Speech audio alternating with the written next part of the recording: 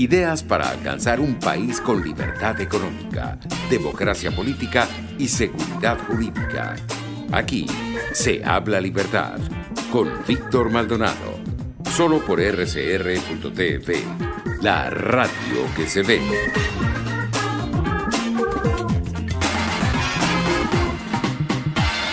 Bueno, continuamos por Aquí se habla libertad a través de rcr750.com. Ya volvimos con el chat. Saludos al Brujo Lelois, a Iris Muchacho, a Yuri Plisca, a María Macei, por supuesto, comentando eso que estaba planteando nuestra querida Andrea Rondón. Cuidado con las alucinaciones sobre el país.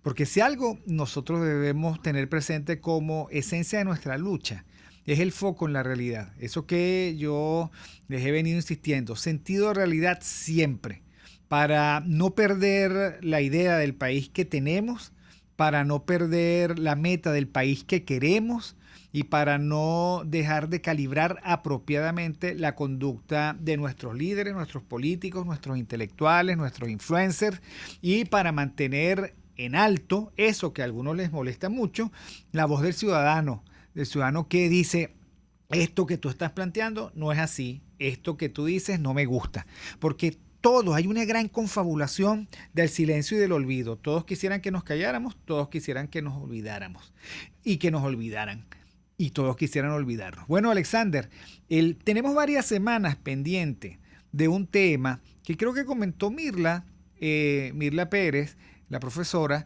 en el sentido de el que haya o no haya daño antropológico de la sociedad venezolana, habiendo pasado tanto tiempo sufriendo tantas cosas. Y yo quería saber tu opinión. Claro, si está allí, ¿no? El Alexander creo que tiene el micrófono apagado, pero ya viene Alexander. Sí, yo estoy aquí. ¿Aló? Ah, sí, aquí te oímos, Alexander. Sí, ya voy, déjame. Que está lenta la señal, ¿no? Pero te oímos perfecto.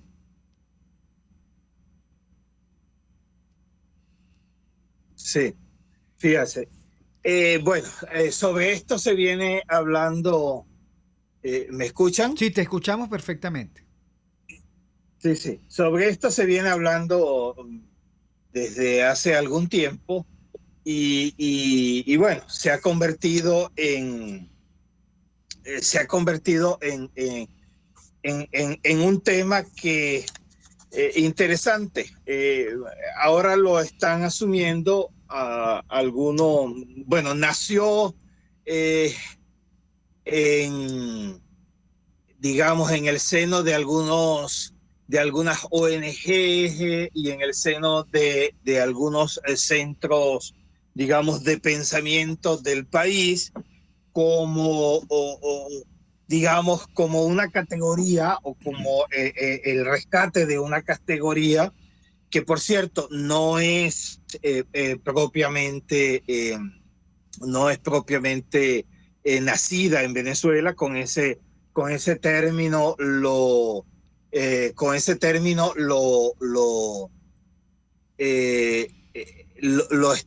vienen usando fundamentalmente Raúl Fornek, un filósofo argentino. Lo vienen usando precisamente para tratar de entender un poco el fenómeno del peronismo en Argentina. Pero antes, mucho antes, había sido usado en Alemania, especialmente en en el momento de la posguerra, de la Segunda Guerra Mundial, para entender por qué el pueblo alemán o cuál había sido el papel del pueblo alemán en la aparición, el sostenimiento y el despliegue de ese fenómeno, digamos, horroroso de la historia de la humanidad que es el nazismo. Aquí han querido asumirlo, o por lo menos lo han querido resucitar vía fundamentalmente Raúl Fornec. Y lo han asumido, digamos, casi que sin ningún tipo de evaluación del planteamiento, evaluación teórico, sino sencillamente lo han aplicado al país. De todas maneras, en Venezuela, el concepto, no con ese tipo de noción, a nuestro entender, ha sido usado anteriormente. El que más se le acerca, además en su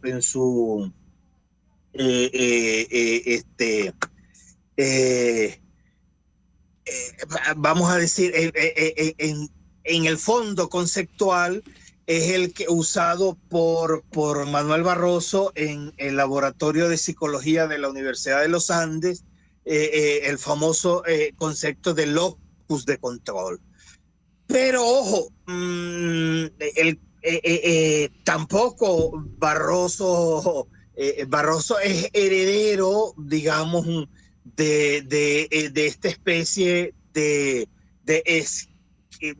conductismo venezolano, de la teoría sobre la venezolanidad del positivismo de finales del siglo XIX y principios del siglo XX, que después retoman algunos autores como Axel Capriles y algunos otros con lo de la viveza del venezolano.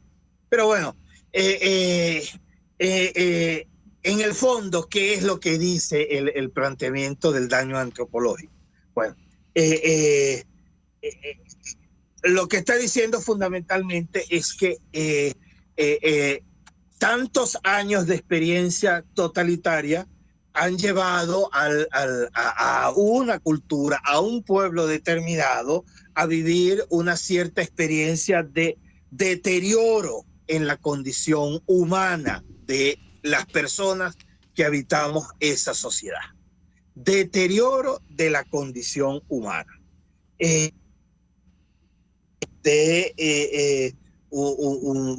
Digamos, lo que publica la revista SIC de el autor de Provea, no recuerdo el nombre. Después, supuestamente la persona ya no tendría aprecio por la vida. Aspecto. Y el tercer aspecto, o uno de los terceros aspectos, ya no tiene dominio de sí, no tiene dominio de sí. Es decir, la persona se deja manipular por lo que diga el dueño del poder. No es autónoma, no es señora de sí misma, diríamos en teología. Y no es señora de sí misma porque fuerzas externas, y aquí empalma con lo del locus de control externo, porque fuerzas externas determinarían determinarían su conducta. Bueno, si la propuesta se hiciese como un alerta a lo que estaría buscando el régimen, no habría ningún problema. Sin embargo, lo que uno nota es que mientras más se va asumiendo el concepto de daño antropológico, más se va asumiendo como un concepto culpabilizante, y que explicaría y además uso las palabras que se están manejando en el mundo político, un supuesto avance indetenible hacia una idiotización colectiva. uso las palabras propias, precisas con las que se están manejando, además con las que se han elaborado algunos papers. Entonces, es decir, ustedes que me escuchan, los venezolanos que estamos en un proceso creciente de idiotización colectiva. Es por eso que el liderazgo debería, el liderazgo político, según este planteamiento, debería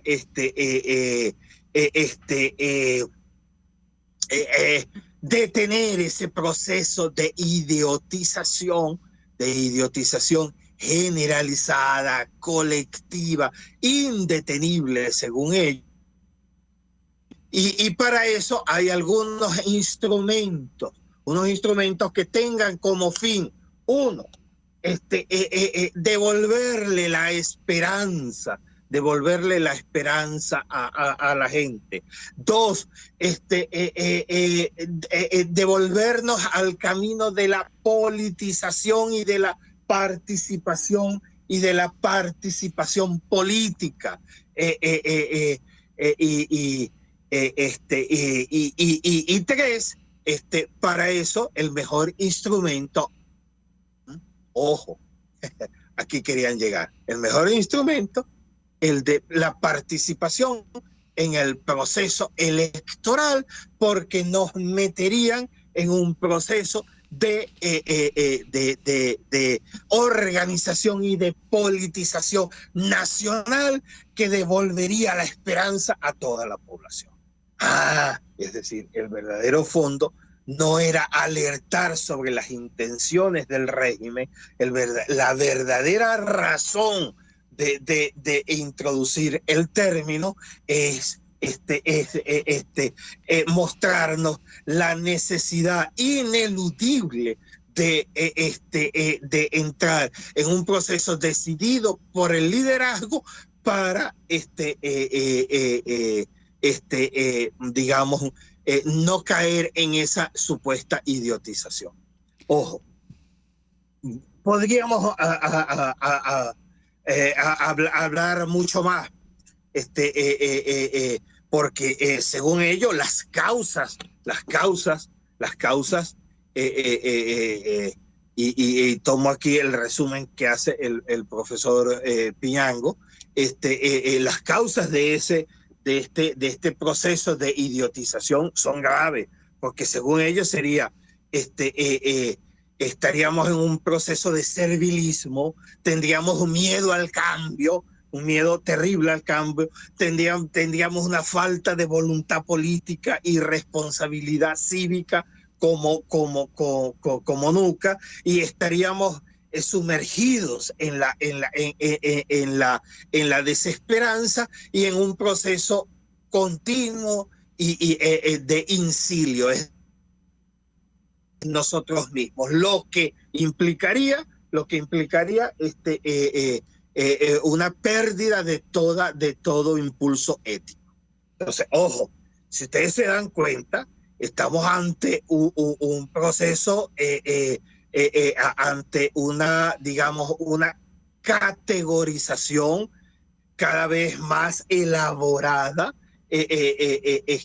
que a nuestro entender solo está, primero, a nuestro entender, no tiene nada que ver con lo que nosotros estamos viendo que sucede en la gente. Es decir, no es esa la realidad de la gente. Lo que ellos llaman apolitización o no politización del mundo venezolano, ¿por qué no llamarlo? ¿Por qué no llamarlo precaución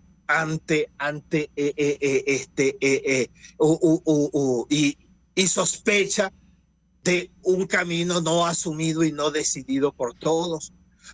¿Por qué de partida asumir en las interpretaciones sobre la posición del venezolano todas aquellas posiciones, todas aquellas interpretaciones que impliquen la no consulta a la gente sobre qué hay que hacer porque supuestamente esta gente está en un proceso de infantilización, idiotización al que no habría que consultarle porque no sería necesario consultarle. Entonces, mientras más nos vamos adentrando en este concepto, que cada vez es usado por más intelectuales, nos estamos dando cuenta de la conveniencia política para decir. Porque según esto, estamos ante un sujeto tan indefenso, ante un sujeto tan poco dueño de sí, que tendríamos casi, ojo, por favor, casi que idiota psicológico, pues es decir, y lo digo de esa manera porque no quiero usar algún término que vaya a ofender o sea, esta es persona. la reivindicación del juanbimbismo. ¿Ok? A los políticos se les dañó el rebaño. ¿Ah? Claro, pero por eso no hay que consultarlo. Por eso yo no tengo que pedirle que diga si está de acuerdo o no está de acuerdo. O sea, esa es la reivindicación del dedo piche. De consulta nacional. Exacto. Y tenemos que calarnos a Guanipa en Caracas y a Florido en Barquisimeto y al otro en Petare y al otro en Maracaibo, porque como somos idiotas, nosotros no tenemos conciencia de nosotros mismos ni capacidad de decisión, y ellos, una especie de de nube de tiranos filantrópicos, deciden por nosotros. Algo así como que déjenos pensar por usted, como decía el eslogan de Ars, ¿no? Que es la absoluta prepotencia de una política vencida que ha llegado hasta el colmo de decir, bueno, ellos no tienen la razón. O sea, nosotros, el problema de ellos es que no nos merecen. Eso es lo que están diciendo. Claro, es que es un concepto, Víctor, como te digo, muy conveniente, no solamente para el momento, sino que muy conveniente para la estrategia usada y para las decisiones tomadas en el momento político. Porque, ojo, pero que no se corresponde con lo que no soporta. ¿No soporta qué? Se nos cayó, bueno, estamos hablando de la categoría que yo he venido oyendo de daño antropológico. Y Alexander Campos nos está explicando que es un argumento pseudointelectual por el cual dando cuenta de la conducta política del venezolano, que es de ruptura con los políticos están describiéndola como un proceso de idiotización del ciudadano, de tal manera que porque no los entienden y no los siguen, es porque han caído en el servilismo absoluto. Es más o menos lo que estaba planteando Alexander Campos, y ahorita ha vuelto Alexander. Alexander, volviste.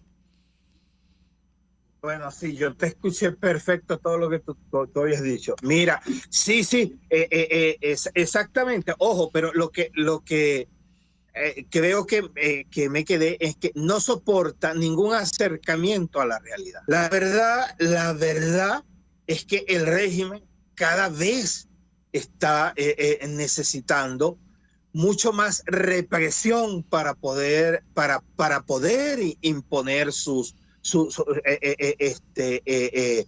planteamientos. La verdad es que lo que es, a ver, si el venezolano sencillamente aceptara las imposiciones del régimen de una manera llana, de una manera lisa, de una manera además alegre, complaciente, no viésemos cómo día tras día el régimen tiene que ir mecanismos de represión mucho más violentos y de control mucho más refinados. Y te voy a dar un dato. Si ese fuese el diagnóstico, la gente automáticamente iría a participar de la convocatoria de votaciones. Y la realidad es una rebeldía absoluta. La realidad indica que 1 de cada 10 venezolanos del espectro oposicionista va a ir a votar, 1 de cada 10. Y en el espectro chavista, 3 de cada 10. O sea, una absoluta minoría, porque los demás están practicando su temeraria oposición. O sea, no acompañan esos procesos porque tienen plena conciencia de que esos procesos no los llevan a ningún lado. Y eso no puede convalidarse como sometimiento. Asumir, Víctor, un planteamiento, asumir una interpretación del venezolano como autónomo, como sujeto de sí mismo, como capaz de poder analizar y bien plantado ante la realidad presente y ante el futuro, capaz de discernir su pasado, es asumir una interpretación en la que el líder tendría que consultar al sujeto. Es más fácil presentarlo como un idiota, tal como lo están diciendo, porque de esa manera tú puedes decidir por él. De esa manera es un huérfano político del que tú puedes tomar cualquier decisión, por el que tú puedes tomar cualquier decisión. Pero la verdad es que cuando tú te asomas a las comunidades, tú ves una proactividad de parte de las comunidades como nunca, a pesar de no poder movilizarse, a pesar del hambre que están sufriendo, que estamos sufriendo, a pesar de no tener comunicaciones,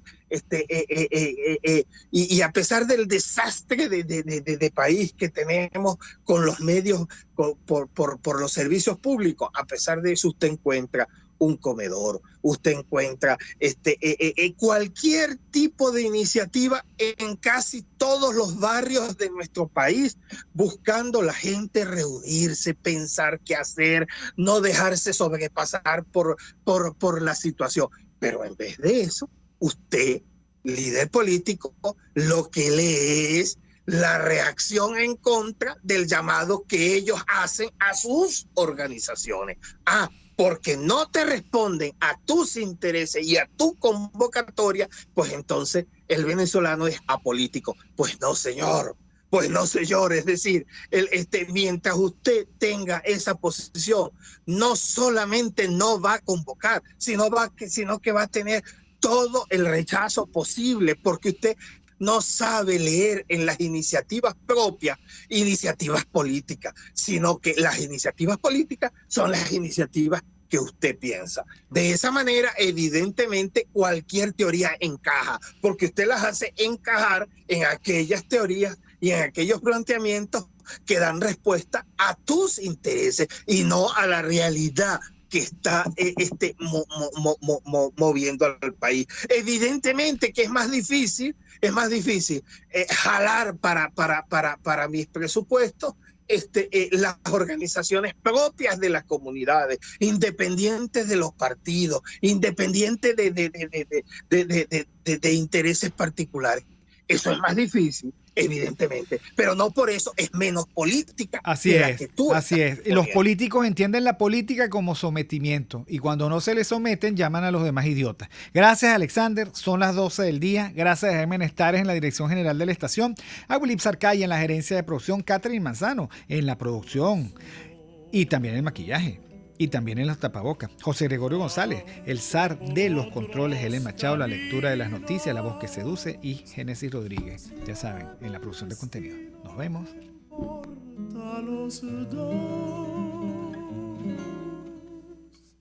Te llevo dentro de mi alma como un tatuaje de sol. RCR presentó Aquí